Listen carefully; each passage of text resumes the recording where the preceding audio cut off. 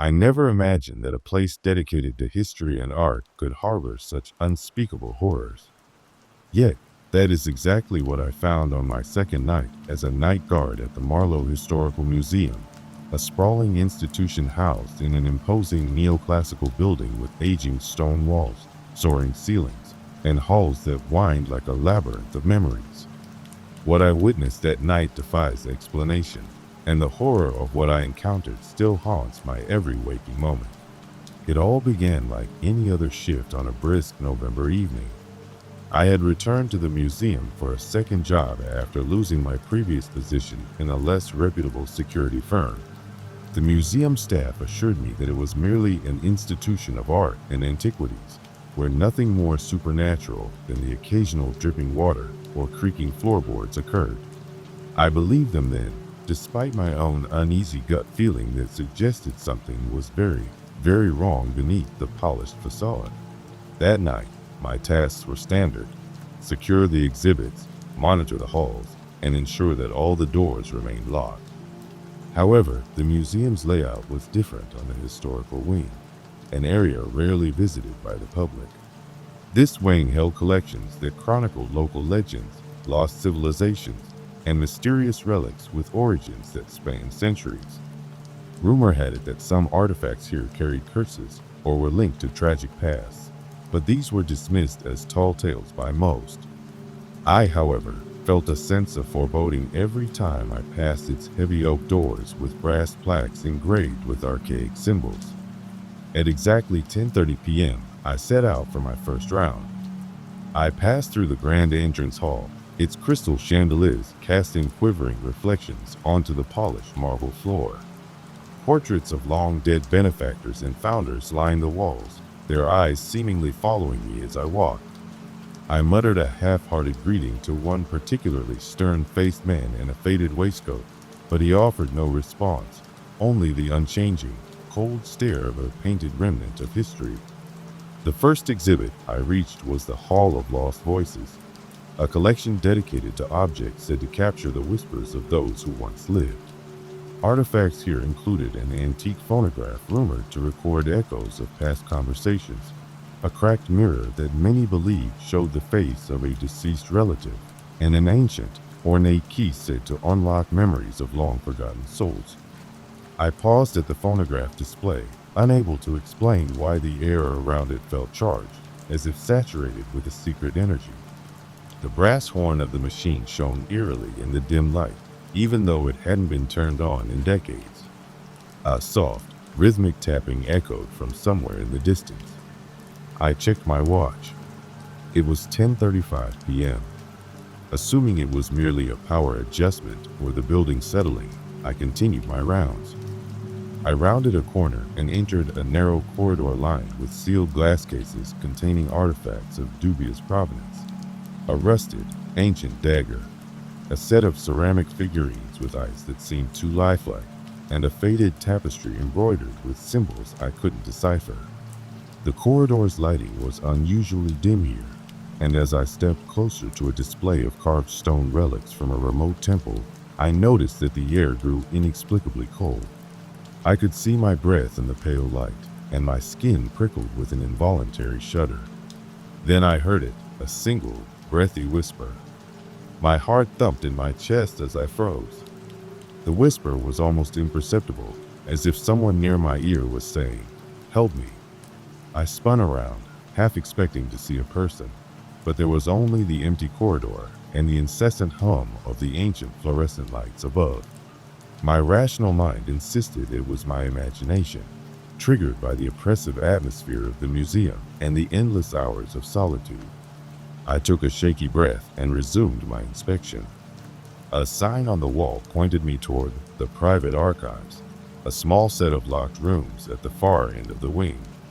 This archive was off limits to visitors and meant for the inner circle of museum staff and curators only. Tonight, however, a malfunction in the security system had left the door ajar. I hesitated for only a moment before pulling it open. The air behind the door was heavy, thick with the scent of old paper, dust, and something else. I could not quite place it. It smelled faintly metallic and oddly sweet like decaying flowers. Inside the archive, boxes and filing cabinets were arranged meticulously. Among them, I spotted an antique leather-bound journal with its cover embossed in faded gold. Curiosity compelled me to pick it up. It was Harold Marlowe's personal diary, the founder of the museum, a man reputed for his obsession with esoteric knowledge, curses, and the unexplainable. I had heard rumors about his strange experiments and cryptic writings, but reading his first-hand account was something else entirely. The diary detailed late-night experiments, occult rituals performed in secret within the museum's sub-basement, and strange occurrences witnessed by Harold himself. One entry sent shivers down my spine. Dated October 31st, 1978, it read, "Tonight, the veil thins. The voices of those long-lost call from beyond. I must pay heed to their silent cries, for they demand release. The relics speak, if one dares listen." As I flipped through subsequent pages, scribbles in shaky handwriting described events that defied logic, a spectral procession seen in the halls, disembodied figures wandering the corridors, and a ritual in the museum's crypt that ended with a bloodstain on an ancient stone altar bearing a single word, release. I set the journal down with trembling fingers as a sudden noise startled me. It was a deep, resonant thump, like the sound of heavy footsteps echoing in a cavern. The noise came from behind a thick velvet curtain that separated the archive from a small storeroom. With rational caution at war with a primal fear, I walked toward the curtain and pulled it aside. What I saw was a small room that I'd never noticed before. Its walls were lined with tattered posters from long discontinued exhibitions and dominated by a large, dusty mirror. The mirror itself was ornate, framed in carved oak with intricate patterns reminiscent of ancient runes.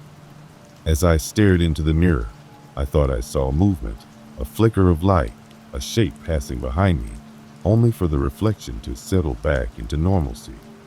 I rubbed my eyes and backed away.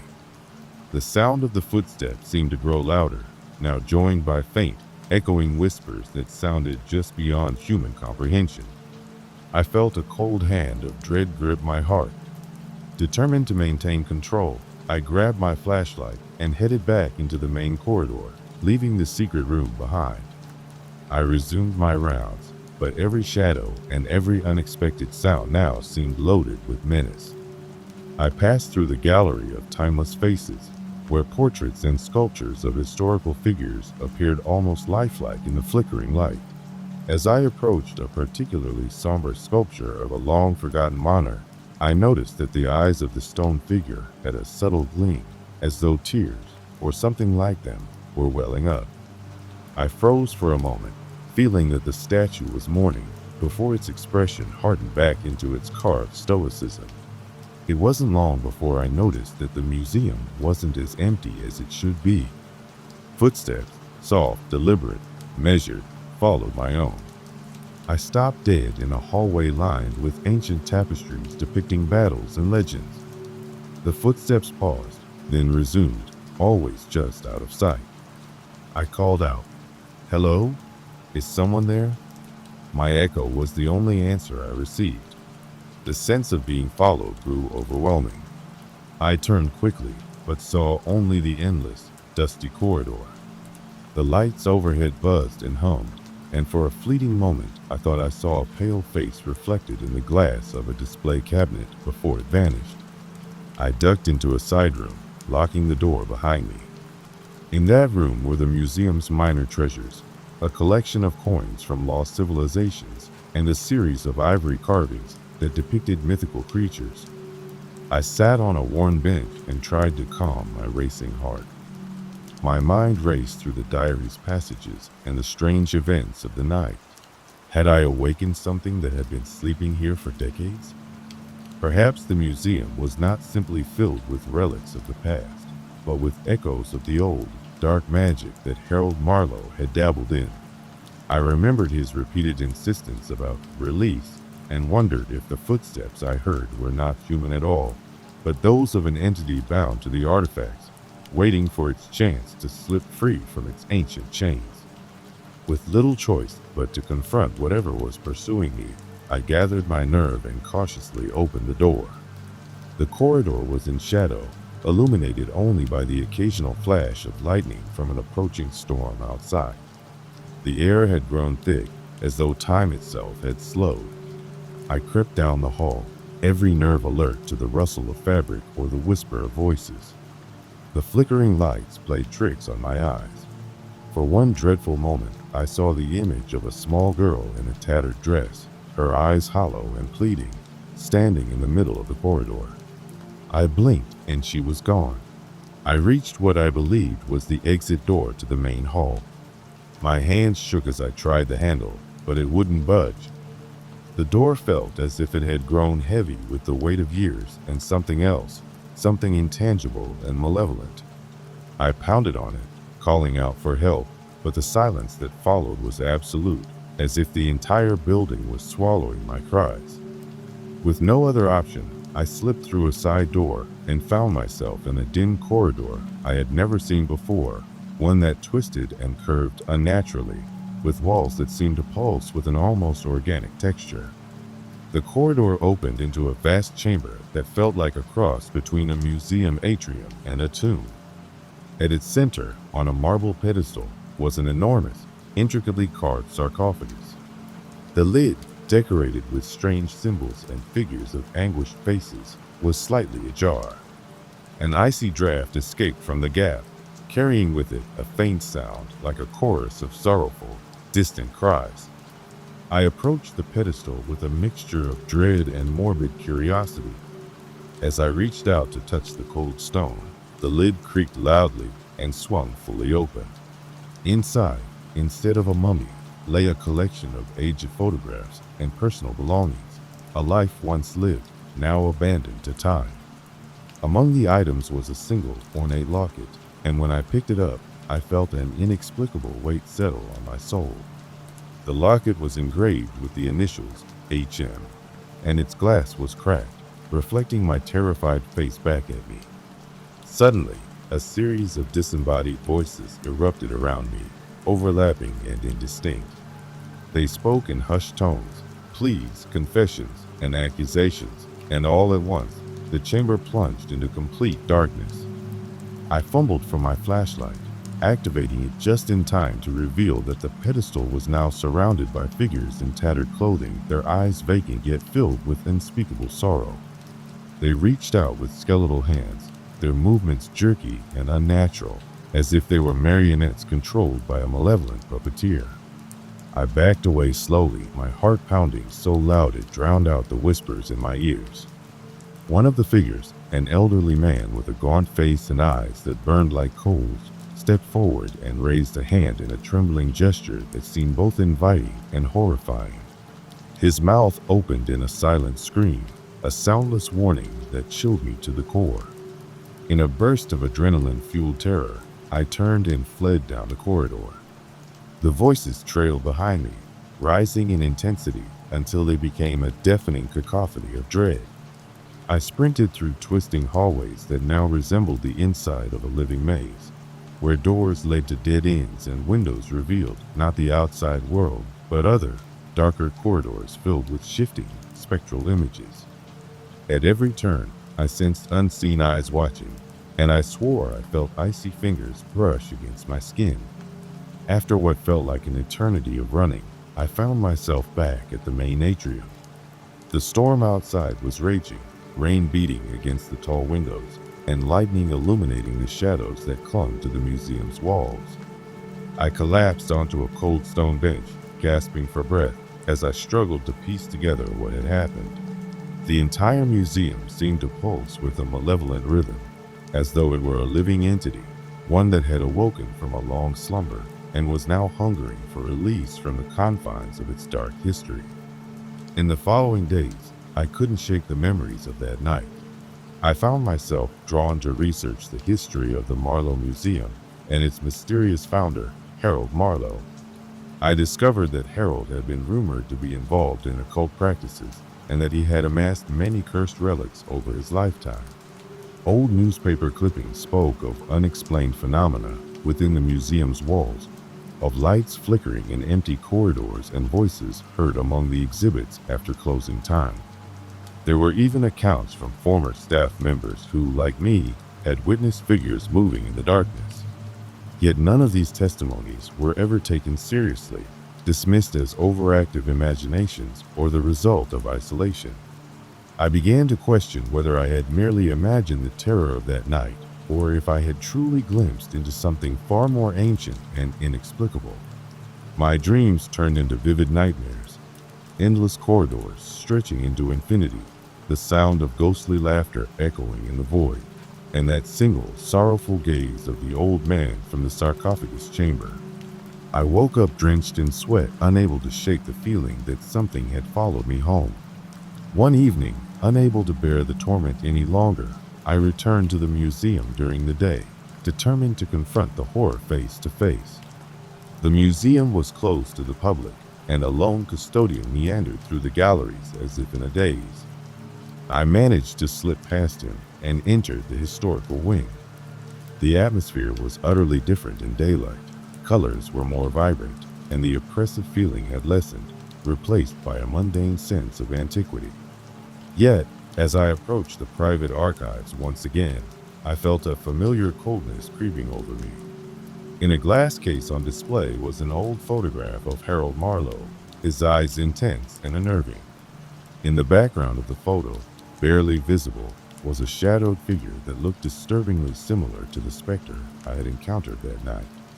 I stared at it for what seemed like hours, trying to decipher its form, until a sudden movement at the edge of my vision caused me to spin around. For a brief, horrifying moment, I saw a face contorted in pain and malice, and then it was gone. That image seared itself into my mind, a constant reminder of the curse that seemed to infect the very air of the museum. I left the building that afternoon with a heavy heart and a mind racing with unanswered questions. I knew I could no longer work there. The building had become a living nightmare that refused to let go of its dark secrets. In the weeks that followed, I became obsessed with the history of the museum and the possibility that Harold Marlowe's experiments had opened a door to something beyond our realm, a door that was never meant to be opened. I scoured archives, old newspapers, and online forums, piecing together accounts from other night guards, former employees, and even local residents who claimed that the museum was cursed. The more I read, the more I realized that I wasn't the first to encounter these horrors, and tragically, I might not be the last. One account, posted on a creepy horror forum, detailed the tragic fate of another security guard who had mysteriously vanished after working a night shift in the same museum decades ago. His friends reported hearing bizarre sounds coming from the museum long after he was gone, and later, when his belongings were found in a storage closet deep within the building, they were covered in an unexplainable layer of dust and dried blood. Other stories recounted the strange phenomenon of exhibits rearranging themselves overnight, the sound of footsteps echoing in empty corridors, and even visitors who claimed to have seen figures wandering among the relics during guided tours. I began to notice signs that the building itself might be alive, a pulsing beat echoing from the walls, the creaking floors that seemed to whisper in a language long forgotten. Some nights, I'd wake up to the sound of my own voice, softly repeating phrases I never knew I'd learned, as though the museum's dark legacy was imprinting itself upon my mind. I tried to resist, tried to forget what I had seen, but the memories were relentless. Now, I write this to warn anyone who might one day find themselves working in, or even visiting the Marlowe Historical Museum. What you witness within its walls may be more than a trick of the light or a figment of an overactive imagination. Some histories are buried so deep that disturbing them unleashes forces far beyond human control. The Museum of Forgotten Whispers is not a mere building filled with artifacts. It is a living repository of sorrow and terror, of unfulfilled cries from the past that claw their way back into the present. If you ever find yourself alone in a dimly lit museum, take heed of every whisper and shadow. Do not let curiosity lead you down dark corridors where time, memory, and fate converge into a twisted nightmare. I have seen the horrors that lie hidden behind the polished exhibits and revered relics, and I know with unyielding certainty that some secrets are best left unspoken. Even now, as I sit in a safe apartment far from that accursed place, I can still feel the museum's presence haunting me. In the dead of night, when the silence is almost suffocating, I sometimes hear faint echoes, disembodied voices reciting Harold Marlowe's desperate words from decades ago. I wonder if the museum's curse has taken root in my soul, doomed to follow me wherever I go. I urge you to be cautious with your own curiosity. What if the next time you find a door left ajar or a corridor that seems to twist into nothingness, you open it and release something that was never meant to leave its eternal prison?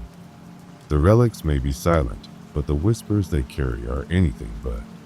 I share my story not for fame or pity, but as a testament to the dangers that lurk in the forgotten corners of our past.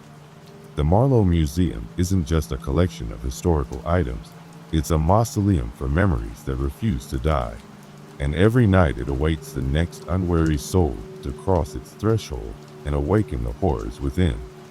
Remember this: never trust a place where history seems to breathe, where echoes of the past become voices in the night. Some doors, once opened, can never be closed again. And some whispers, once heard, will follow you forever. I write these words as both a confession and a caution. The Museum of Forgotten Whispers continues to haunt my every dream and shadow my every step. I pray that by recounting these horrifying events, I might spare someone else from the same fate and remind you all that some secrets of the past are best left in darkness.